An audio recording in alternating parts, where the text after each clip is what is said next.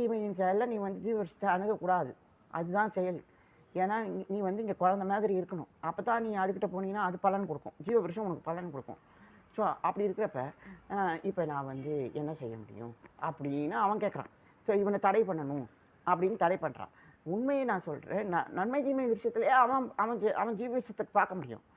ஆமாம், நன்மை தீமையின் விஷயத்துலேயே நீங்கள் ஆண்டவரை பார்க்க முடியும். எது நன்மை? எது பிரமாணம் தான் நன்மை, எது தீமை? பிரமாணத்தை மீறுவது தான் தீமை. இதை தவிர நீங்கள் ஜீவ விருட்சத்தில் போய் என்ன கற்றுக்க போகிறீங்க? ஒன்றும் கிடையாது. நீங்கள் ஜீவ விருட்சத்தில் என்ன கற்றுக்குவீங்கன்னா, ஓ இனிமே நான் நிர்வாணியாக இருக்க போவதில்லை. ஆண்டவர் என்னை உடுத்து வைக்கிறார். ஆண்டவர் என்னை நான் ஒரே ஒரே தேவன் அப்படிங்கிற அந்த அந்த வஸ்திரத்தை எனக்கு கொடுத்துருக்கார். உனக்குள்ள ஒரு வைராக்கி வச்சிருக்கேன்டா, உனக்காக நான் ஒரு வைராக்கி வச்சிருக்கேன்டா, நீ என் மகன்றா அப்படின்னு ஆண்டவர். ஆமாம், நீ அசிங்கமாக இருக்கிறத நீ